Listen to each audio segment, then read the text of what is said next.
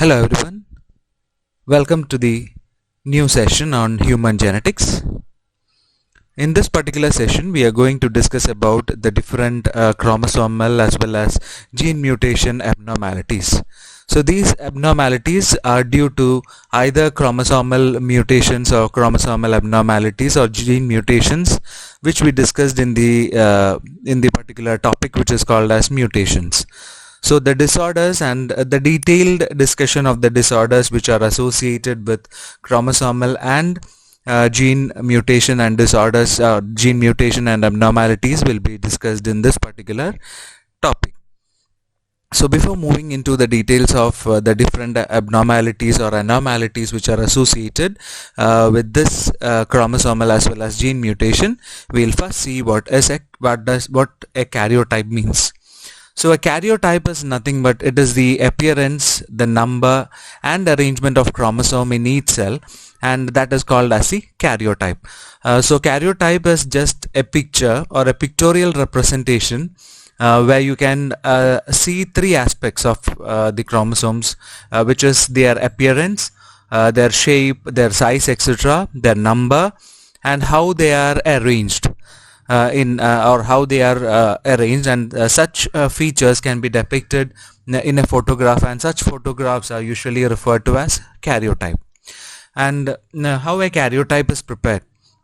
So a karyotype, the first karyotype was prepared by, or the particular idea of karyotyping was proposed by Moorhead and his colleagues, who developed the technique of karyotyping. And karyotyping is usually done by extracting the chromosomes from the white blood cells or the leukocytes. So they are isolated from the blood, and they are arrested at the metaphase stage where the chromosomes are condensed to the maximum.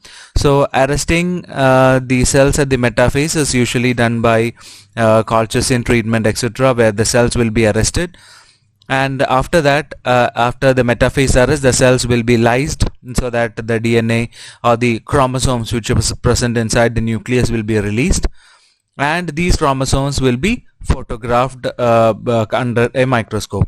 So individual, and after the photographs are taken, individual chromosomes are cut and they are arranged with because the homologous pairs will be not very close to each other, etc. So what we have to do is, after extracting them, after taking the photograph, we have to identify the structure, identify homologous chromosomes and arrange them according to their homologous pair, according to their number, etc. And that arrangement on sex chromosomes are usually placed at the end. The autosomes will be numbered from 1 to 22, and the sex chromosome are usually not numbered. They are denoted by either X and the other one which is Y. So this particular arrangement will be like this. So this is a human karyotype. So the first one is of a male, and the next slide we can see that of a female. So this is what is called as a karyotype. So this is like this particular image is being created by the particular method, which was a technique which was discussed in the previous slide. So what they do is that, so this one will be so these two, they are arranged now. So likewise, this is the photographs which were taken in the microscope. They are cut, the homologous chromosomes or similar chromosomes, they are arranged together, and depending upon their different size, shape, etc., they are numbered.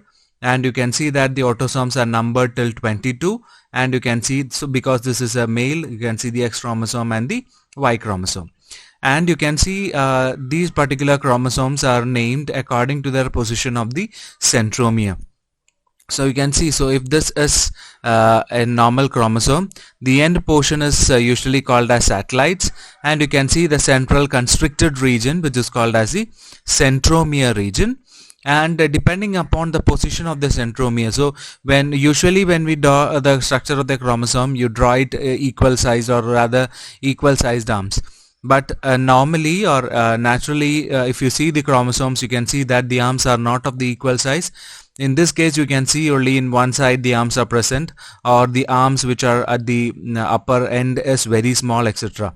So depending upon the position of the centromere, we are naming the chromosomes accordingly. So you can see acrocentric. So acrocentric means you can see one arm is long and the other one is short. Okay, so this particular arrangement, so this is a long arm and this is the short arm in this case, and when the centromere is in this particular position, this is called as acrocentric. When the short arm is very small and the centromere lies very close towards the short arm. Here you can see that both the arms, they are unequal in length. They are unequal in length, and you can see that it is the centromere is towards or more towards the shorter arm side, you can say that. So this particular position is called as submetacentric. So here the arms are not of equal length. The short arm is short, or the shorter one, and the other one is the longer one, but it is not short as the acrocentric chromosome. So this particular position, this is called as metacentric, and you can see that. So this is the metacentric type of chromosome where both the arms are of or almost of equal size.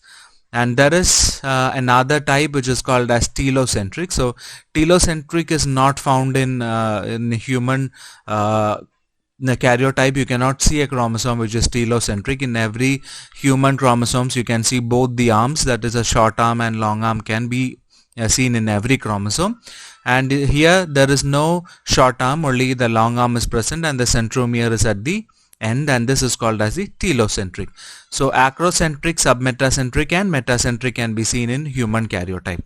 So according to their length, according to their characteristic feature, etc., the 22 chromosomes, or sorry, the 23 pairs of chromosomes, they are grouped into, as you can see here, into 7 different groups from A to G. Okay, and you can see that group A consists of chromosomes 1 to 3, which are very large size and they are metacentric. That means like this. Okay, metacentric means you can see that the centromere will be in the center, the arms are almost of equal size. So this is 1 to 3, they represents their large chromosomes, and they represents the first group which is called as group A. And 4 to 5, they are large and they are submetacentric. 4 and 5, you can see that they are large but not as large as one group A, and they are having submetacentric in the sense that you can clearly distinguish a short arm and a long arm, where the short arm is having less length than that of the long arm.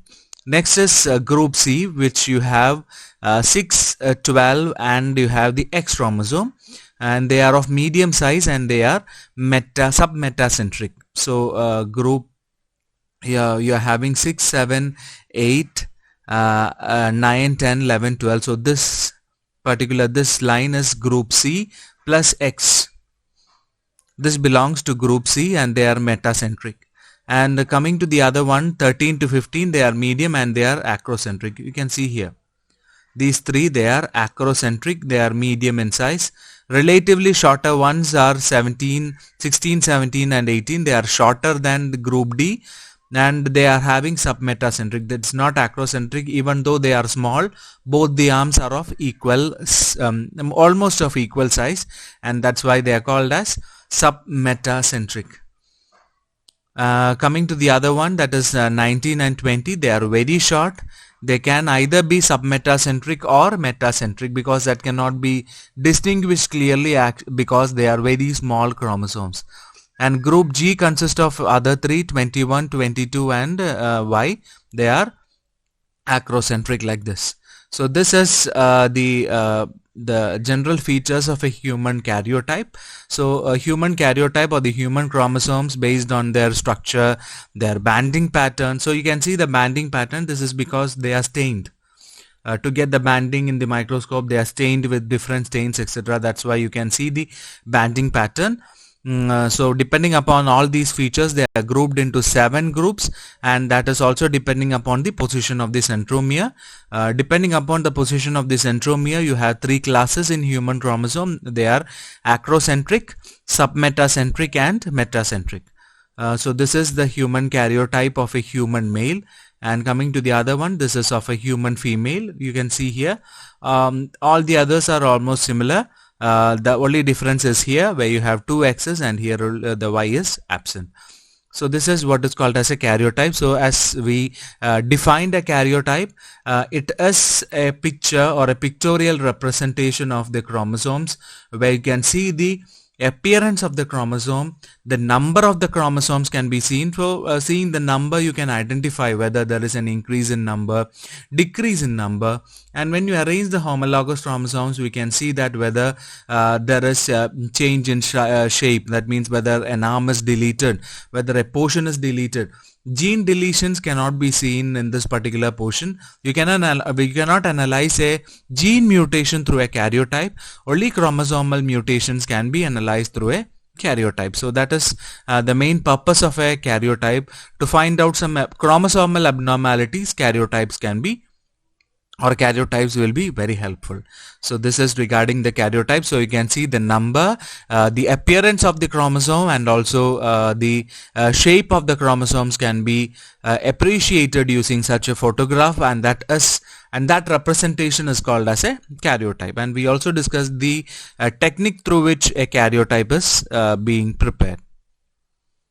So next is pedigree analysis. So pedigree, as we said about karyotype, this is also a diagrammatic representation of family relationships, and this is using symbols to represent peoples and lines to represent their genetic relationships.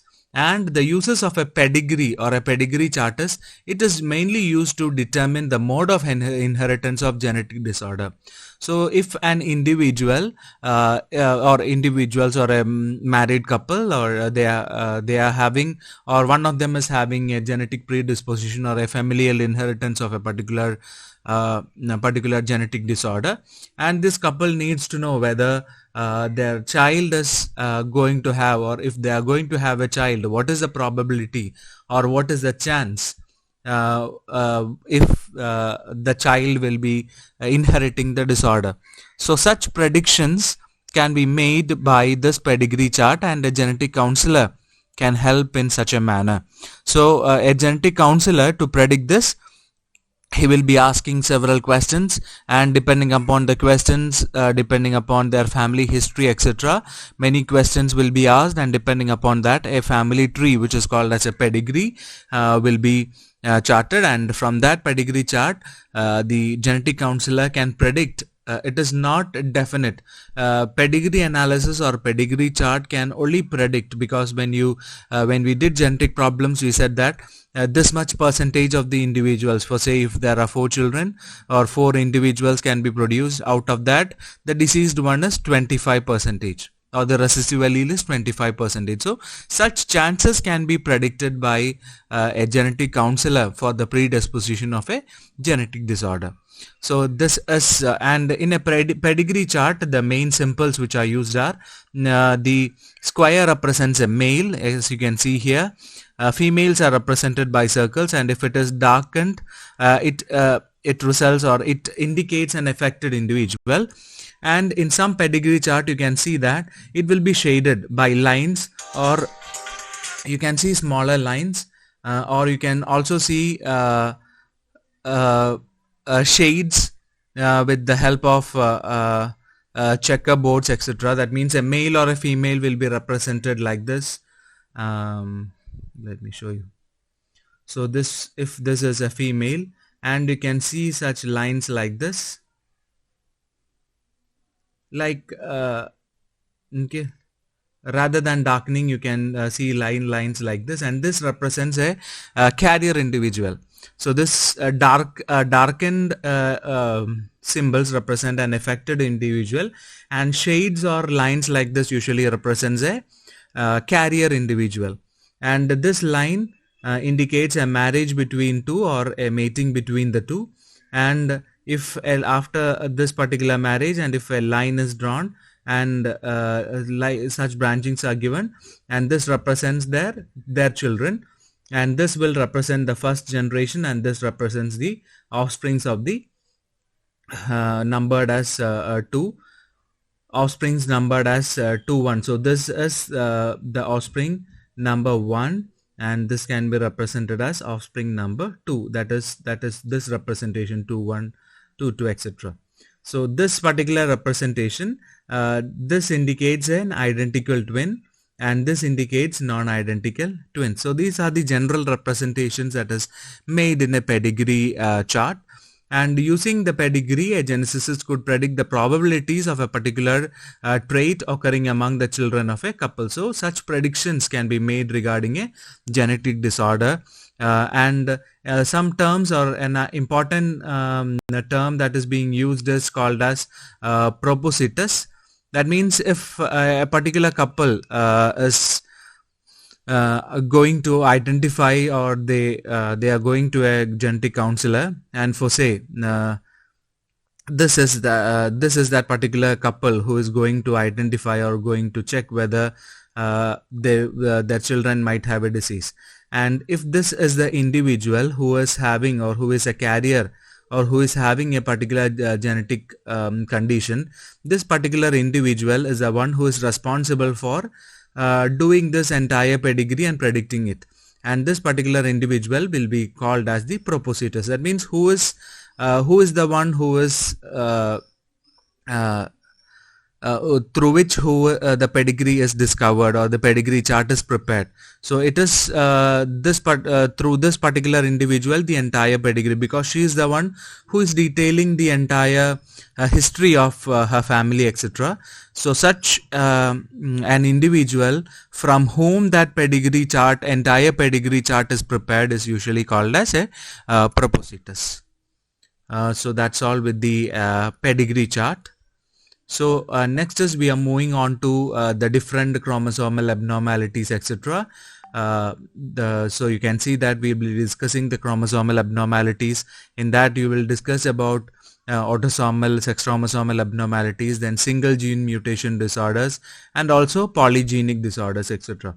So all this will be discussed in the next session. Thanks for hearing.